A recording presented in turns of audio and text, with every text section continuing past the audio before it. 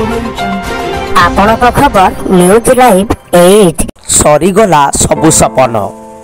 ପ୍ରିୟ କଣ୍ଠଶିଳ୍ପୀ ହ୍ୟୁମାନ ସାଗରଙ୍କର ପରଲୋକ, ସଙ୍ଗୀତ ଜଗତର ବାର୍ଷା, ଶୋକର ଛାଞ୍ଚଟ। ଓଡ଼ିଆ ସଙ୍ଗୀତ ଜଗତକୁ ଅସଂଖ୍ୟ ହିଟ୍ ଗୀତ ଦେଇଥିବା ଆପଣଙ୍କର ପ୍ରିୟ କଣ୍ଠଶିଳ୍ପୀ ହ୍ୟୁମାନ ସାଗର ପରଲୋକ କରିଛନ୍ତି।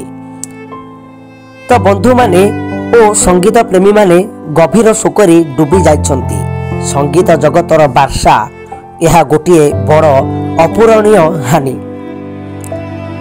ହ୍ୟୁମାନ ସାଗରଙ୍କ ପରଲୋକ ସମ୍ବାଦ ଆସିବା ପରେ ସମଗ୍ର ଓଡ଼ିଶାରେ ଶୋକ ତରଙ୍ଗ ଛାଇ ଯାଇଛି।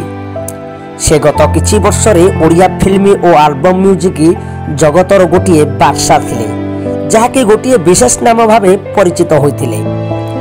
ତାଙ୍କର ଗୀତ ସରିଗଲା ସବୁ ସପନ ଠାରୁ ଆରମ୍ଭ କରି ମୁଁ ତୋ ପାଇଁ ପାଗଳ, ତୁ ମୋ ହିରୋଇନ୍ ପର୍ଯ୍ୟନ୍ତ ସବୁ ଗୀତ ଲକ୍ଷାଧିକ ଲୋକଙ୍କ ହୃଦୟରେ ଛୁଇଁଥିଲା।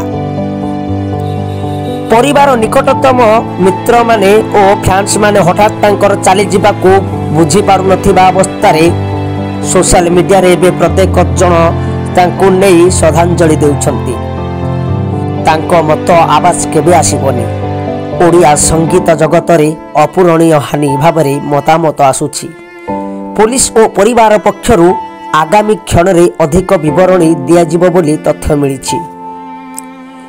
ହ୍ୟୁମାନ ସାଗରଙ୍କର ମୃତ୍ୟୁ ସମ୍ବାଦ ଆସିବା ସହିତ ତାଙ୍କର ଘର ଲୋକ ଆଗରେ ଭିଡ଼ ଜମା ହେବା ଆରମ୍ଭ ହୋଇଯାଇଛି।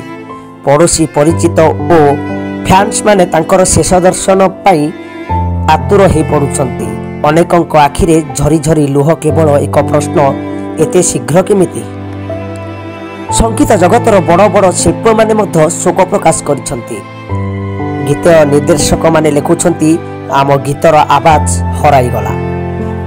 ସହ ଶିଳ୍ପମାନେ କହୁଛନ୍ତି, ସେମାନେ ଗାୟକ ନୁହେଁ, ହସୁଥିବା ମୁହଁର ମାନବ। ଫ୍ୟାନ୍ସମାନେ ଭାବୁଛନ୍ତି ତାଙ୍କର ଗୀତ ପିଲାଦିନର ସ୍ମୃତି ଥିଲା। ଆଉ ସୋସିଆଲ ମିଡ଼ିଆରେ ତାଙ୍କର ଭାଇରାଲ ଗୀତ ଗୁଡ଼ିକ ତୋ ପାଇଁ ପାଗଳ, ଏମିତି ହେଲା କି କାହିଁକି, ସେଦିନ ତୁମେ କହିଥିଲ, ପୁଣି ଥରେ ଟ୍ରେଣ୍ଡ ହୋଇ ଲୋକମାନେ ଶ୍ରଦ୍ଧାଞ୍ଜଳି ଦେଉଛନ୍ତି।